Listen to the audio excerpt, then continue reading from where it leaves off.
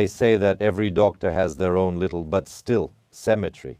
That's a very grim saying, but it's an echo of that very era when medicine balanced between intuition and desperation, and the price of a mistake was measured in the life of a patient. Today, the world strives to treat only with proven methods, relying on strict research and protocols. Evidence-based medicine is our future, but it had a truly dark past. It was a time when good intentions and the confidence of doctors, of us healers, led to a hell of unbearable suffering. Now, turning to unproven, dangerous, and outdated methods is not a step toward natural wisdom, but a journey back to those very dark times from which medicine struggled so hard to escape, and in fact is still struggling to escape. Sometimes when treatment without evidence became torture, and faith in a miracle became a death sentence. Today we will look into the most terrifying page in the history of medicine. Chapter 1. Bloodletting.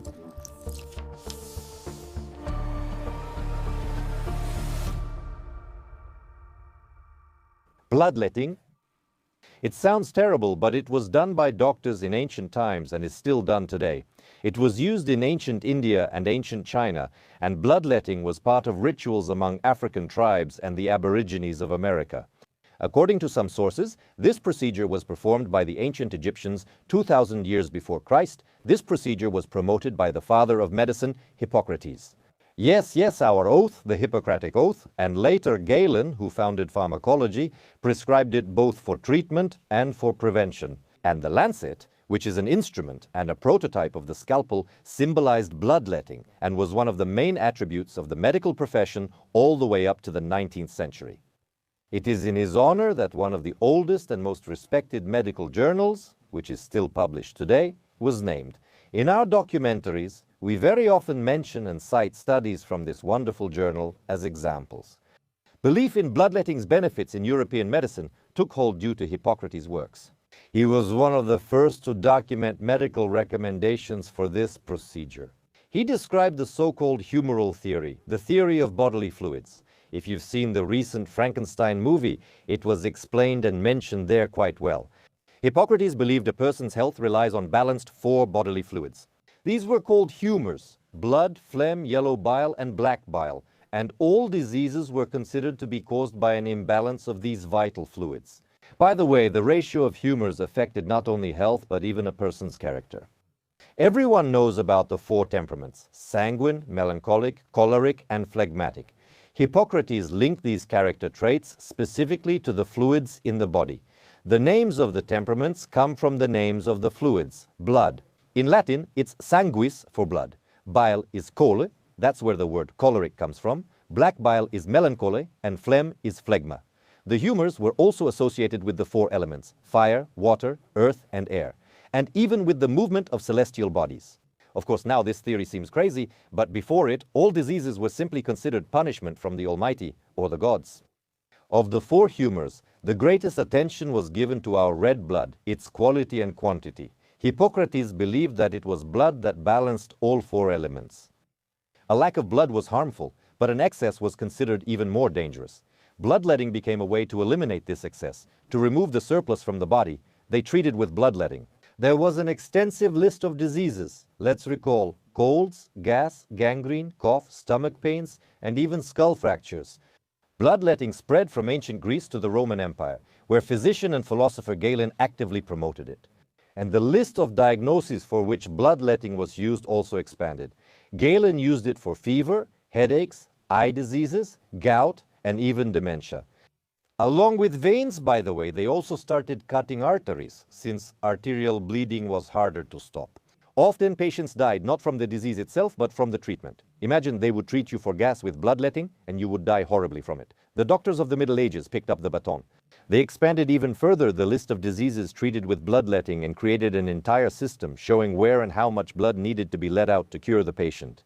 For each disease, there were specific protocols that described in detail where to make the incision, how often, and how much blood needed to be let out from a person.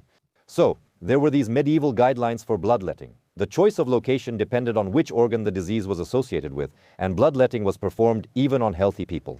It was believed that this was a way to prevent various diseases and an excess of blood was considered the cause of overheating. Supposedly, the temperature rises because of an increase in the fiery element. Can you imagine that?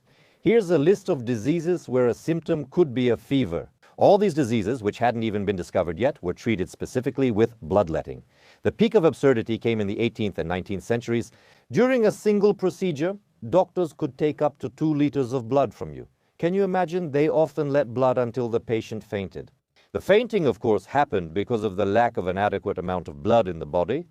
Catholic priests, by the way, did things a bit differently. They let blood from parishioners, so to speak, for the purification of the spirit. So they were treating not just the body, but the soul as well. Bloodletting was done in barbershops. It was a routine procedure, just like shaving and haircuts. By the way, at that time, teeth were also pulled in barbershops.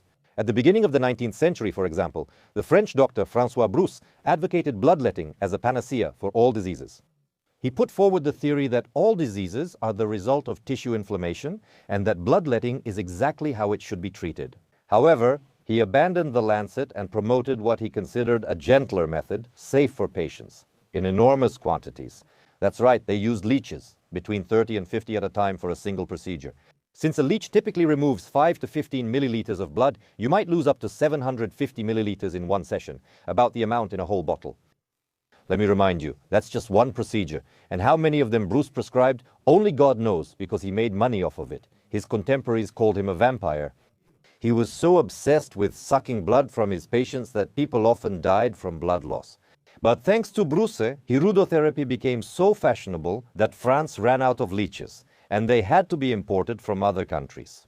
At the beginning of 1832, France was hit by a cholera epidemic due to the population density. Paris suffered the most. The disease claimed the lives of about 20,000 Parisians, and in total, more than 100,000 French people became victims of cholera.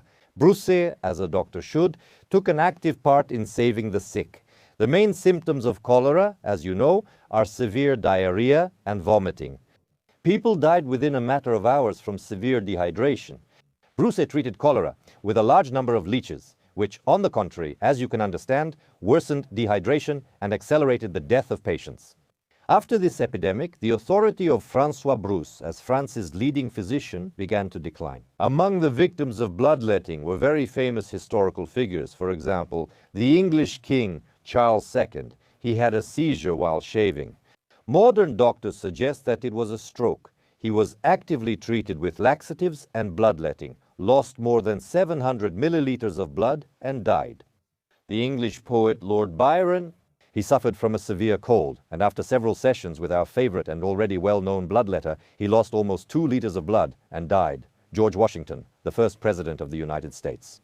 We've seen him on banknotes. He rode a horse and caught a cold, and in just 2 days the doctors let out as much as 2.5 liters of blood from him. Just imagine that number, 2.5 liters. As a surgeon, I know and see what this is, and I know how hard it is for a patient to endure. An adult's body contains between 4 and 6 liters of blood, depending on their build. Naturally, the bigger you are, the more blood volume you have. There are 4 degrees of blood loss, and mild is about 10–15%. That's up to 1 liter. The symptoms of mild blood loss are weakness and dizziness. The moderate degree is already up to 30% blood loss. If we're talking about a large man, he can lose up to 1.5 liters of blood, and that would still be considered moderate. With this amount of blood loss, tachycardia develops. And we also see this when, for example, in the intensive care unit, we wonder if a person might be bleeding, but we don't have any test results yet. By checking the pulse and noticing symptoms like nausea and dizziness, we can suspect internal bleeding. And don't forget that bloodletting was not done on a healthy person, but on someone who came in with some kind of illness. All of this can even lead to the development of shock, which is when blood pressure drops sharply, organs don't get enough oxygen, and consciousness becomes confused. In this condition, an urgent blood or blood component transfusion is needed. In severe cases, shock becomes inevitable. The functions of very important organs are disrupted, and if no measures are taken, the person may die. And remember, in children, the amount of blood loss that is considered acceptable and already approaches a fatal outcome is much lower. That's why surgeons especially hesitate or fear operating on children. The degree of blood loss calculated by body weight is much lower. Children tolerate blood loss very poorly. By the way, there is also a massive degree of blood loss, which we haven't mentioned yet. This is very frightening. It's more than 40% of blood. At this stage, a person falls into a coma. There's also a fatal degree. I think the consequences are obvious here. Moreover, the shorter the period of time in which you lose blood, the higher the chances of a fatal outcome. That's exactly why, when bleeding occurs during surgery, we're at especially high risk because we can lose blood very quickly. As you understand, leeches do this a bit more slowly. It's probably not customary to thank sponsors, but the sponsor of all my useful videos is one company, that's Ipsum. My own company films my videos for me and pays for all of this. And I believe that we're doing quite a big and useful thing. We share useful knowledge with ordinary people. We help you avoid mistakes. We help you become a little better, a little healthier. Thank you for trusting my vitamins. I'll put a link to them below this video. Thank you, Ipsum, for helping to do good deeds and for helping me continue to run such useful segments on my channel, not only on YouTube, but on all other social networks as well. The total number of deaths from bloodletting can't be counted. But despite the fact that this treatment method was very popular, medicine did not stand still, and today it continues to develop. At that time it was developing slowly but steadily, and some people had doubts. And the first person to doubt whether this was actually beneficial at all was the Swedish doctor and alchemist Paracelsus. He claimed that disease is not a disruption of the internal fluid balance, but the result of some external influence. And bloodletting, on the contrary, deprives the body of its vital strength. His theory had followers, for example, the Flemish physician Jan Baptista van Helmont, who also considered bloodletting a pointless procedure. To prove this, he proposed an experiment: to take several hundred patients, poor people, and divide them into two groups. He planned to treat one group without bloodletting, while the second group would be treated by supporters of the usual bloody methods. The outcome was supposed to be determined by counting the number of deaths in each group, but no one volunteered, and the experiment never took place. Van Helmont eventually conducted the experiment. The French physician, Pierre-Charles Alexandre Louis, a contemporary of François Broussais, whom I mentioned earlier, was an active opponent of bloodletting. By the way, I would probably have done the same and defended my position just as aggressively, as I often do today, and I give a standing ovation to colleagues like that. Louis had the courage to analyze the medical histories of patients with pneumonia.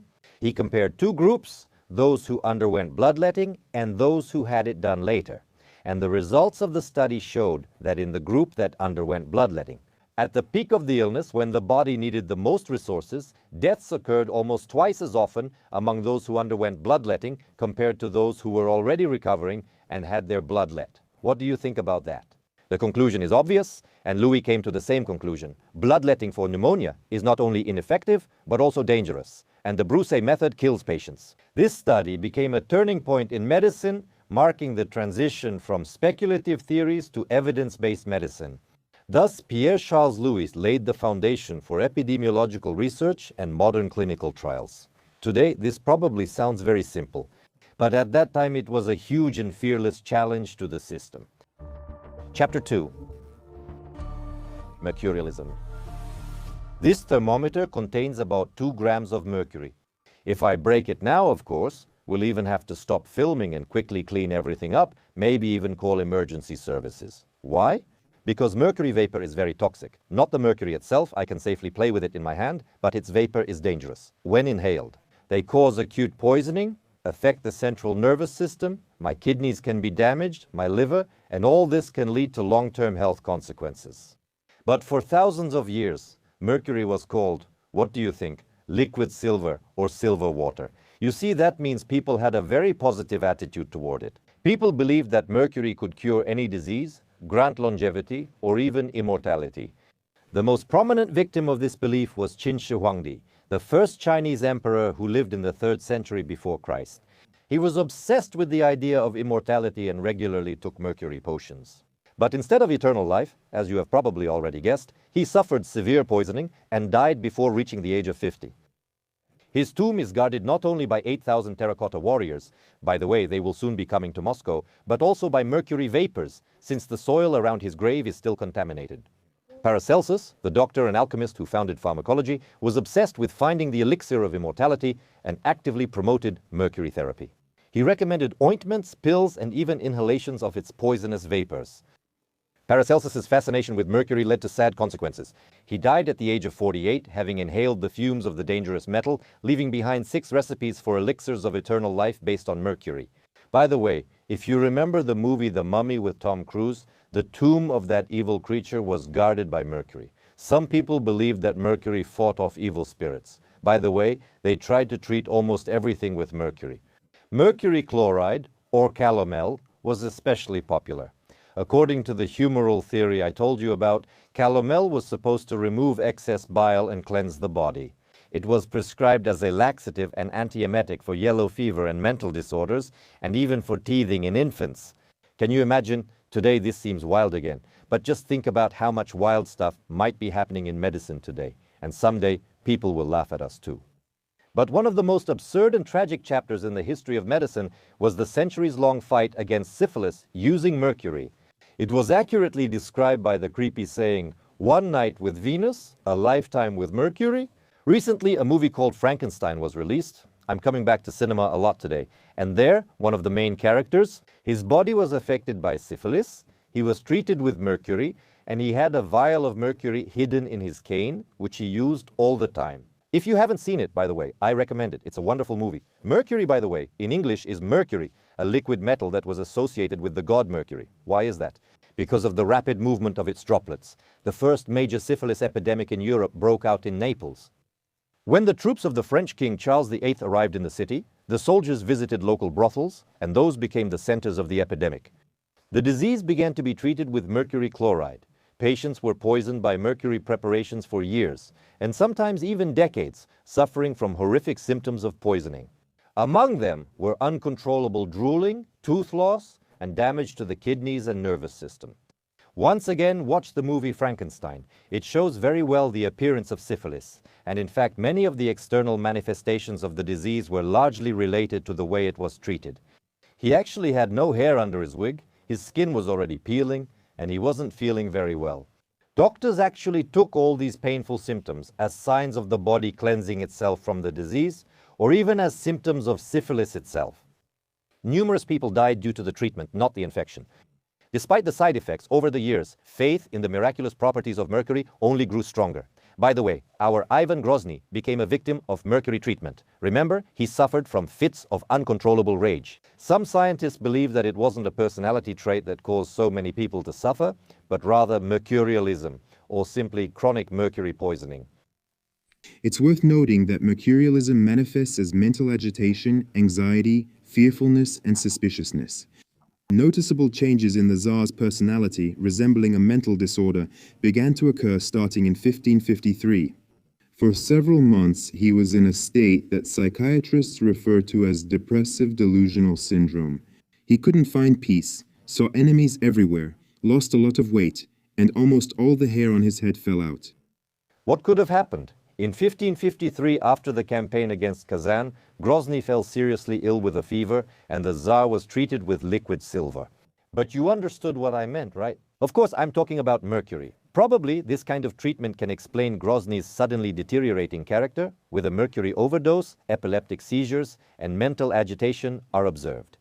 Some historians believe that the Tsar suffered from syphilis, which in Russia was called the French disease.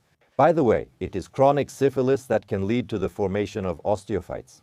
These are growths on the bones, like salt deposits on the spine, for example, which cause severe pain when moving.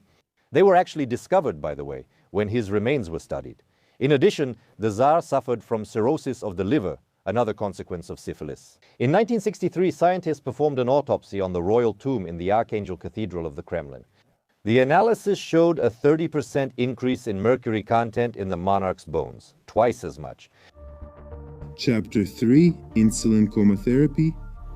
But not all medicines from the past are poisonous or dangerous. For example, insulin. 100 years ago, a diagnosis of diabetes in a child sounded like a death sentence. It was sometimes called the sugar disease. Most often, the child had no more than a year to live.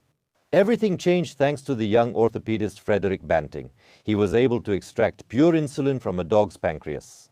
At that time, scientists understood that diabetes occurs because the pancreas does not produce enough insulin.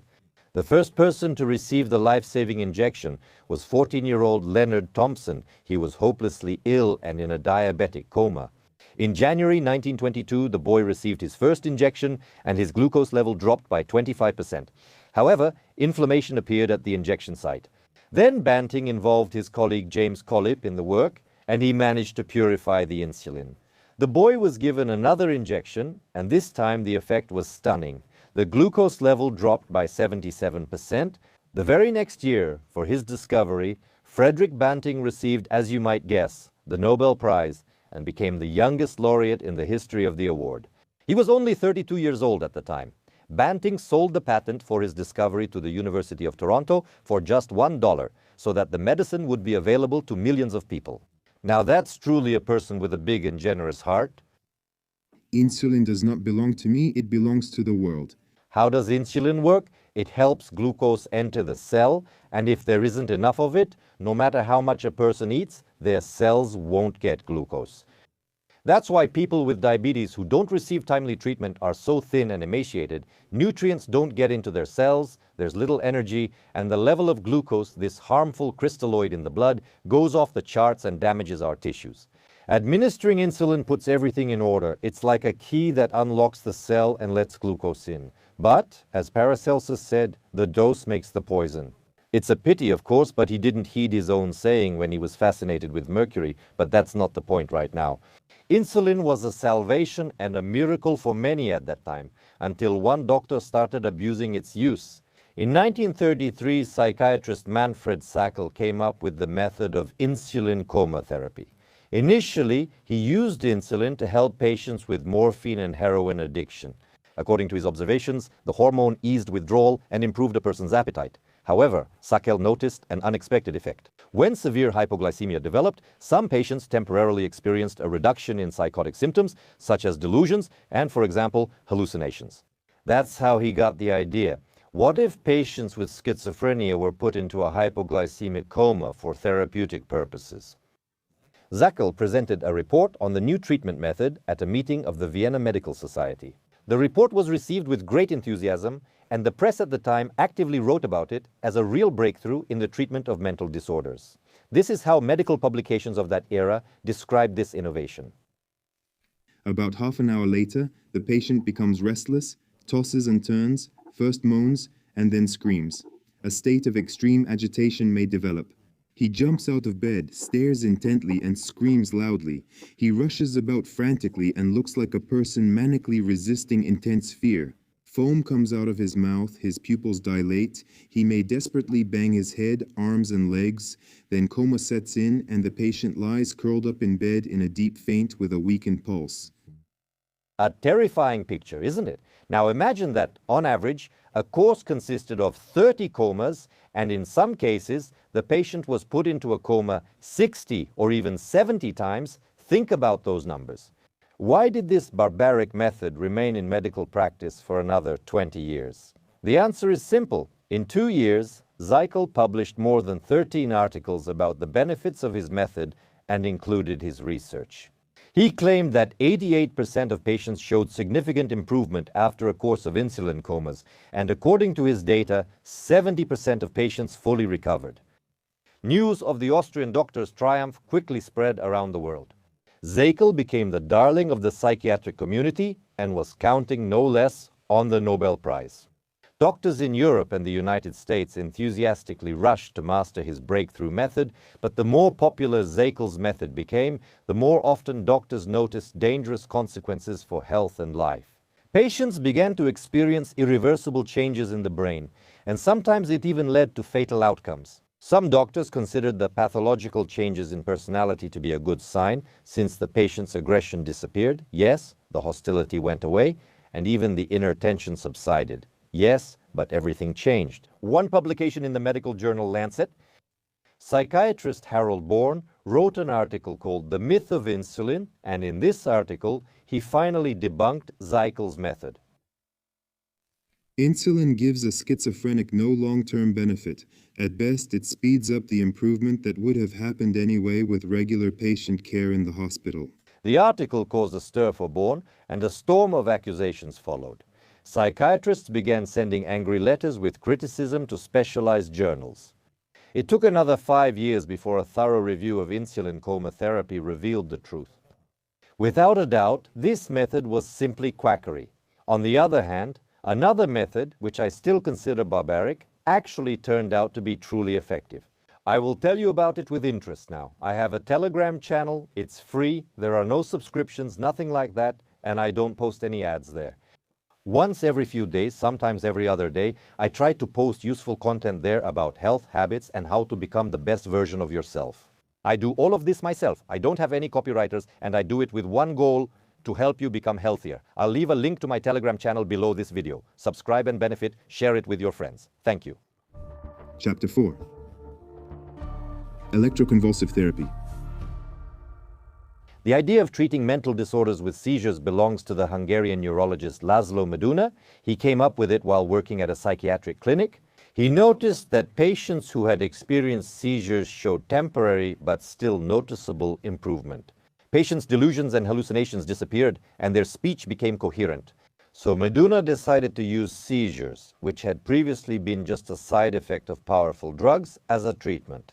In 1934, he began clinical trials injecting patients with large doses of cardiazol. It's a central nervous system stimulant. After the injection, seizures started almost instantly, and the results were astonishing. Patients regained consciousness, began to take care of themselves, and some started speaking for the first time in years of therapy. This sparked a wave of optimism, and the medical community began to wonder if a cure had finally been found for a previously incurable disease. Meduna reached Rome. The dean of the Faculty of Mental and Nervous Diseases at Sapienza University of Rome, Ugo Ciarletti, was skeptical about the work of his Hungarian colleague. The electric method seemed to him cheaper, more accessible, and most importantly, more controllable. Together with his student Lucio Bini, he developed a special device. This device was called the Ciarletti-Bini apparatus. It was a device that allowed the voltage to be regulated and was equipped with meters. Despite the positive results, the procedure itself was an extremely difficult ordeal. The patient's body was instantly seized by a powerful convulsion, all the muscles in the body contracted, patients arched their backs, air burst from their lungs with a wheeze, their limbs thrashed in convulsions, and due to the extremely strong muscle tension, there was involuntary emptying of the bowels and bladder. The strain was so intense that even microfractures in the bones could occur. It was a terrifying sight. Another alarming consequence was memory loss. Some patients did not recognize those around them and sometimes even forgot their closest relatives. In most cases, memory gradually returned, but for some patients, the gaps remained irreparable. Despite all this, the method of electroshock therapy was accepted by the medical community as a harsh but effective measure. Here's what contemporaries of this procedure had to say about it. A surgeon does not refuse a necessary operation just because it is risky. Mental disorders are just as destructive as a malignant tumor and cause even more terrible suffering. Therefore, the risk is justified. The method was already considered controversial. It was further discredited when doctors in Nazi Germany took an interest in it. In 1944, Austrian doctor and Nazi Party member Emil Gelny turned the device into a tool for killing. He added 4 more electrodes, increased the duration of the charge to several minutes, and electrocuted 149 patients. As part of the so-called racial hygiene, the Nazis used electroshock not only in psychiatric hospitals, but also in concentration camps. They tried to revive emaciated prisoners to force them to continue working or simply to kill the weak. But even in the post-war years, the therapy was often used indiscriminately, going far beyond its original indications. They tried to treat all psychiatric problems with electroshock and even attempted to treat homosexuality with electricity. In psychiatric hospitals, this procedure was often used without indication to control troublesome patients. Previously, the side effects of the procedure included amnesia and confusion. Patients became compliant and quiet, which made it easier to care for them in overcrowded medical facilities. These abuses discredited the method for many years and hindered scientific research into its effectiveness and safety, and the therapy itself became a kind of symbol of punitive psychiatry. Just remember the film One Flew Over the Cuckoo's Nest, starring Jack Nicholson, where a mentally healthy person who ends up in an asylum is driven insane through electroshock therapy and lobotomy. The film very realistically shows how electroshock therapy was performed. Let's watch a clip from this remarkable movie.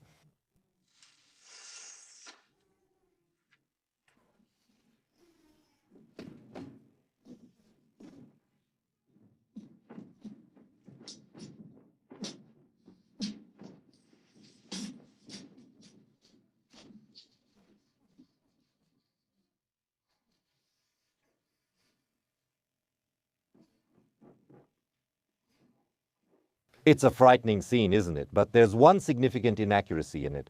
The fact is that as early as the 1940s, electroshock therapy began to be performed with anesthesia, and medications were also used to relax the muscles. The patient simply slept during the procedure and did not experience the physical discomfort that Jack Nicholson portrayed so well, but still acted out. Today, electroconvulsive therapy is recognized as an effective method for treating severe forms of depression and other illnesses. It works even when other treatments are powerless. Specialists from the Center for Addiction and Mental Health in Canada found that electroconvulsive therapy reduces the risk of suicide among patients with depression by as much as 50%. The scientists conducted voluntary electroconvulsive therapy sessions for 6,000 patients who had depression. And over the course of a year, the number of suicides among patients who underwent the therapy was 50% lower than among those who were treated by other methods. Mortality from other causes decreased by a quarter within a year after discharge. Researchers at the University of Aberdeen in Scotland figured out how the mechanism of such treatment works. The electric impulse performs, if I may say so, a reboot of the brain, specifically of those processes responsible for mood, stress, and thinking. During the procedure, there is a release of key neurotransmitters, serotonin, noradrenaline, dopamine, and gamma-aminobutyric acid. Also, during depression, there is biological activity of neurons between different areas of the brain responsible for negative emotions and decision-making. To put it simply, negative emotions start to influence a person's decisions. Therapy relaxes this obsessive hyperactivity and allows the neurons, these connections, to reorganize in a healthier way. In addition, the electrical impulse helps restore connections in the brain and even promotes the growth of new cells. Thanks to this effect, the brain gets the opportunity to form new, more adaptive pathways for regulating emotions. This explains the lasting and increasing effect after completing the full course of the procedure. But despite the research and the clear benefits of electroconvulsive therapy for some patients, many people still react negatively to this procedure and consider it barbaric. Let's be honest. Write in the comments how you felt about electroshock therapy before my historical overview. Do you think a dark past should hinder progress? Write your thoughts in the comments. Chapter 5. Lobotomy? One of the most horrifying chapters in the history of medicine, lobotomy began with a single unfortunate incident that happened to an ordinary worker, Phineas Gage, in 1848. He was a railroad construction worker. During blasting operations, the dynamite accidentally detonated and the crowbar that Gage was using pierced straight through his head. Amazingly, he survived and even continued to live a normal life, even though he lost 11% of his brain. His personality, of course, became prone to depression, impulsive, moody, and foolish. This case became the first strong evidence that the frontal lobes of the brain are responsible for social behavior, decision-making, and personality formation. Exactly. 40 years after Gage's accident, Gottlieb Burckhardt, a psychiatrist and chief physician of a small psychiatric hospital in Switzerland, performed the first lobotomy in history. There wasn't even such a term yet, but Burckhardt, without even having surgical capabilities, removed part of the brain from 6 of his patients using a sharp spoon. As a result, according to the scientist's own records, one of the patients died 5 days later from a severe epileptic seizure, another got better, but after some time committed suicide. The operation had no effect on the behavior of 2 more patients, and the remaining 2 became quieter. The medical community considered Burckhardt's methods harsh and inhumane, and he stopped performing such operations. The history of lobotomy could have ended there, but it didn't. Another 40 years later, physiologist John Fulton was able to create and lead the first primate neurophysiology laboratory at Yale University in the United States. His scientific pursuits led to the invention of lobotomy. Fulton's first test subjects were chimpanzees Lucy and Becky, who had part of their frontal lobe removed. After the surgery, the animals lost the ability to perform certain tasks, but they became calmer. In 1935, John Fulton presented a report on this discovery at the International Neurological Congress in London. There he told how the aggressive and neurotic chimpanzee Becky became calm and obedient after his prefrontal brain areas were destroyed. The Portuguese neurologist Antonio Egos Moniz was present at that Congress. He was so inspired by Fulton's report that, together with neurosurgeon Almeida Lima, he developed an entire procedure of prefrontal leucotomy for treating patients with depression. They also used this method to treat anxiety and aggressive behavior.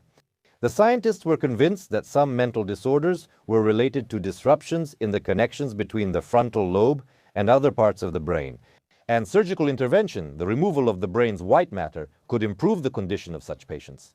This is how Moniz and Lima became the founders of psychosurgery. Let's take a closer look at the brain to understand what Moniz and Lima were trying to achieve. Look, the brain consists of two hemispheres, which are covered by the cortex. This is the gray matter. Inside, there are pathways and nuclei. This is the white matter. The goal of the operation was to sever the connections between the frontal lobes and the rest of the brain, primarily with the thalamus. Scientists assumed that this would reduce emotional reactivity and the number of psychotic or obsessive discharges. Moniz and Lima performed leucotomy on 20 patients with anxiety disorders. This also included depressive disorders and schizophrenics. In March 1936, they shared the first results of their work. A third of the patients fully recovered, another third showed improvement, and the rest showed no changes. Side effects were recorded after this operation. These included fever, vomiting, urinary incontinence, diarrhea, obsessive-compulsive disorder, apathy, and disorientation. After that, lobotomy became popular primarily in the United States. The main American promoters of lobotomy were neurologist Walter Freeman and surgeon James Watson, and the first lobotomy was performed just 6 months after the report by Moniz and Lima. In September 1936, the first patient was a housewife from Kansas who suffered from an anxiety disorder. Because of constant panic attacks, she was often admitted to psychiatric hospitals.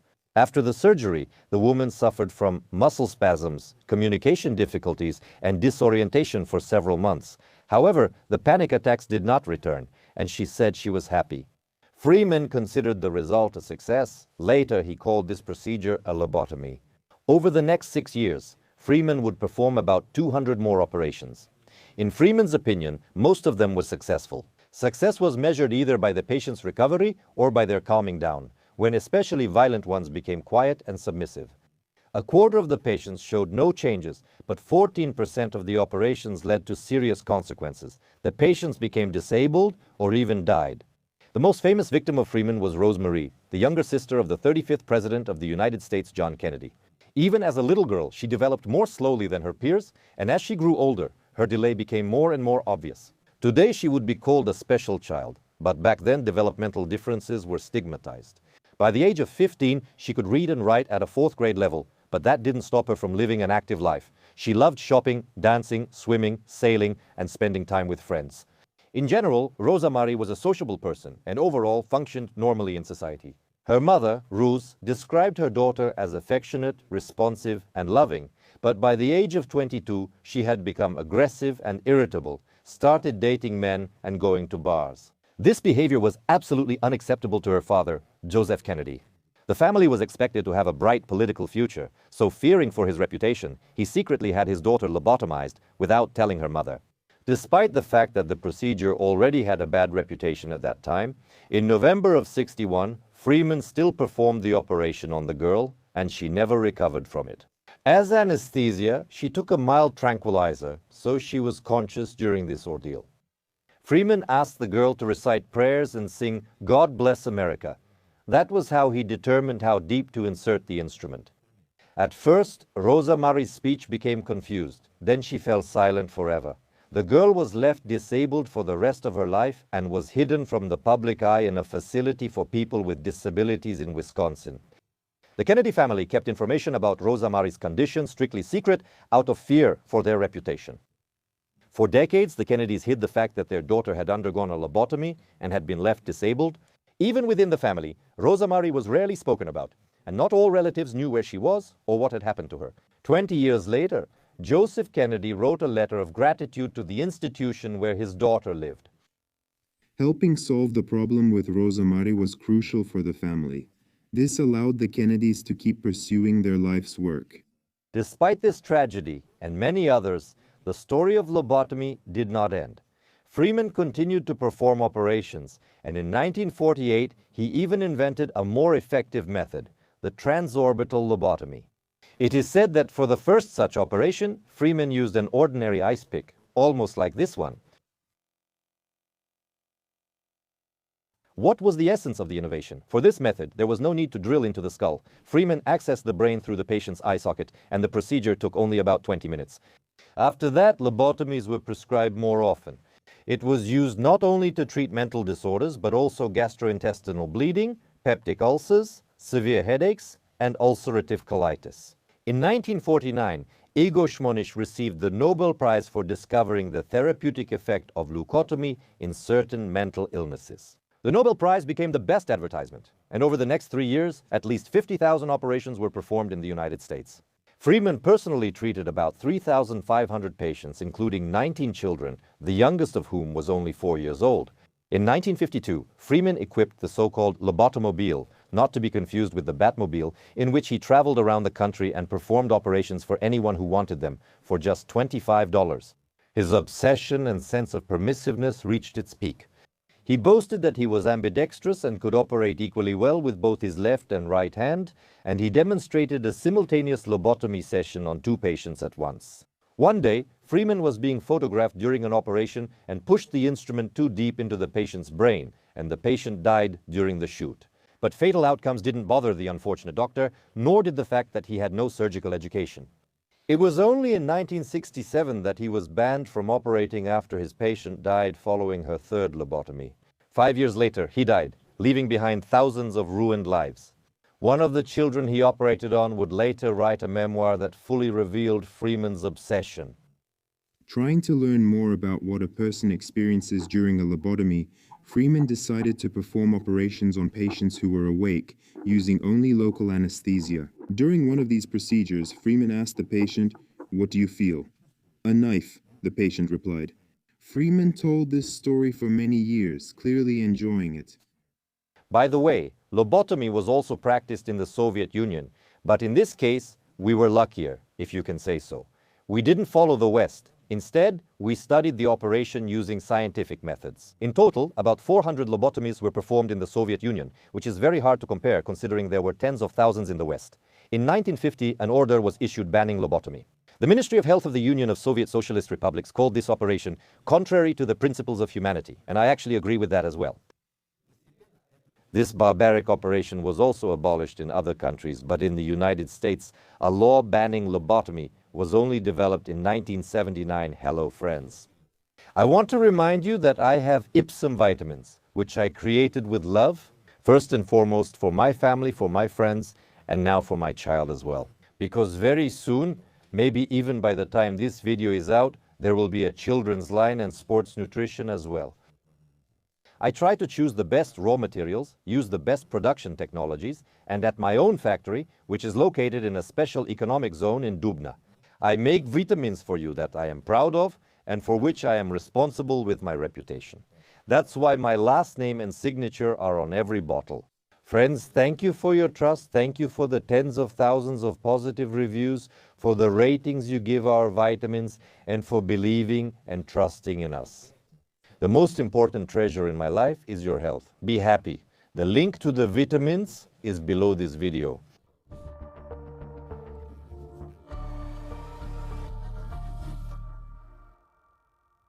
The next story begins in Nazi Germany, right after the war. German entrepreneur and former Nazi Hermann Wurz founded the pharmaceutical company Chemie Grünenthal.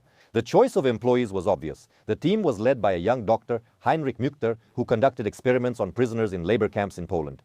Otto Ambros, one of the creators, was also involved. Sarin is a nerve agent that the Nazis used as a chemical weapon, and Martin Stemmler was one of the most zealous followers of the idea of racial hygiene and eugenics in the Third Reich.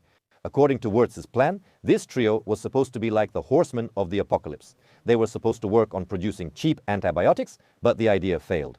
Instead, they synthesized thalidomide. Initially, the scientists believed they had created an anticonvulsant, but research showed that thalidomide did not have anticonvulsant properties. However, it did have a pronounced sedative effect. Experiments on mice showed that the drug had no side effects. The mice could consume a huge amount of the medicine and still did not die. So the scientists concluded that the drug was safe and could even be given to pregnant women. Just 2 years later, thalidomide appeared in pharmacies and was marketed as a miracle drug. It was prescribed for almost every illness, from insomnia, headaches, cough, nausea, and even for the common cold. Later, it was included in other medications for asthma, high blood pressure, and many others. It was produced in countries across Europe, Asia, Africa, and South America. People in 45 countries were taking these miracle pills, and of course, no additional research was conducted. One fateful day, an enthusiastic letter arrived at the office of Humi Grunenthal from a doctor stating that thalidomide was the best remedy for pregnant women because it suppressed morning sickness, reduced irritability, and improved sleep. The British drug distributor immediately used this as a marketing ploy, and sales among pregnant women skyrocketed. No one could have imagined the tragedy the world would have to face because of all this. In the spring of 1961, at a maternity hospital in Sydney, Australian obstetrician William McBride delivered a baby with deformed arms and internal organ problems. A few weeks later, the doctor had 2 more newborn patients with similar abnormalities in his care. Recently, I noticed that the frequency of multiple severe abnormalities in children born to women who took thalidomide during pregnancy is almost 20%. The doctor noted that bone development is affected, resulting in newborns being diagnosed with polydactyly, extra fingers, and syndactyly, fused fingers. This is observed due to underdevelopment of the limb. This is how McBride describes it. Several similar cases were also described by the German pediatrician and geneticist Vidu Kindlens. He was the one who proved the connection between thalidomide and children with congenital defects. During his independent research, he discovered 2 facts. First, out of 212,000 children born in Hamburg before the mass use of thalidomide, only 1 was born with a limb development anomaly. The second fact is that 50% of the mothers of affected children reported taking thalidomide during the first trimester of pregnancy. The connection was obvious, and in November 1961, thalidomide was banned, and only then did scientists begin to thoroughly study the drug. It turned out that the thalidomide molecule can exist in 2 mirror image forms, and it's impossible to predict which of these forms the molecule will take. This property is called chirality. In one form, thalidomide has a sedative effect, and in the other, it is teratogenic. In simple terms, it causes abnormal embryonic development in the fetus. And just a single tablet was enough to sharply increase the risk of abnormal development in the child. Unfortunately, the developmental disorders in children varied. Some were born without limbs, sometimes without ear auricles. Children could be born with eye defects or without functioning facial muscles. Thalidomide damaged the child's heart, liver, kidneys, digestive, and urinary systems. Sometimes it led to the birth of children with intellectual disabilities. There could be epilepsy, and by the way, autism was also sometimes observed. According to various estimates, between 8,000 and 12,000 children were affected by thalidomide. Almost half of the infants did not live to see their first birthday, and the number of infants also sharply increased. After the drug was withdrawn in 1961, Hemi Grunenthal began to drown. There was so much material in the lawsuits that the trial began only after 7 years. Journalists called the trial the Second Nuremberg. It lasted for 2 years, during which 120 witnesses testified, 60 experts were heard, and more than 2,000 documents were reviewed. Up to 40 lawyers defended the pharmaceutical company's interests, and despite all efforts, accusations, and collected evidence, they left the courtroom free. All charges were dropped against them. The German government, together with Hemi Grunenthal, developed a compensation scheme for the families of the victims. The pharmaceutical company committed to creating a fund from which payments would be made to them over many years. However, they didn't start paying right away, and the payments were small and irregular. Thousands of affected German families with children whose lives were ruined were forced to accept this compensation. Only 45 years later did British journalists manage to find evidence in the archives of the German government's interference in this court case. They found out that 6 months before the trial ended, representatives of Hemi Grunenthal met with the German Minister of Health and then with 4 other ministers. After these behind-the-scenes meetings, the criminal case was closed. Supposedly, the goal was never really to convict anyone, and the purpose of the trial was to change the system of production and distribution of pharmaceutical drugs. And apparently, there were no people responsible for the deaths of thousands of children. In this utter darkness of injustice and corruption, there was still a ray of light. One fragile woman managed to prevent the spread of the thalidomide tragedy in the United States. Yes, this drug did appear in the States, but as a tranquilizer, it could only be obtained by prescription and was not available for mass consumption. Pharmacologist Frances Kelsey worked at the Food and Drug Administration. She was supposed to approve a license for thalidomide, even though the drug was widely used in other countries. It was assumed this would be a simple review of a sleeping pill that was already widely used in Europe and Canada.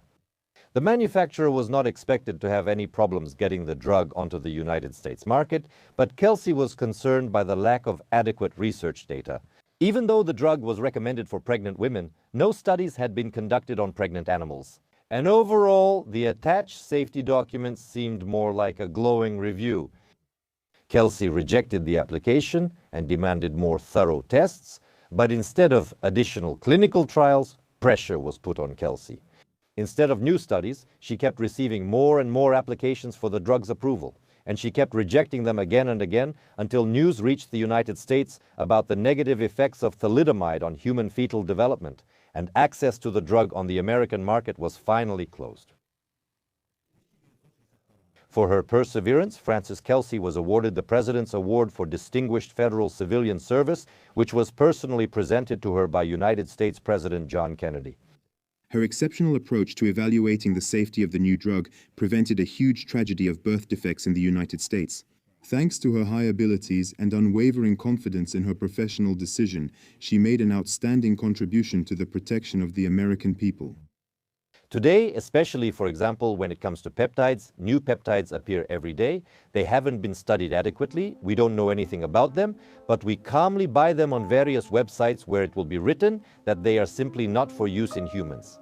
And on the recommendation of a coach, a friend, a neighbor, sometimes even a doctor, we start using them calmly, blindly trusting, and we don't realize that the consequences may catch up with us in 2, 3, or even 10 years.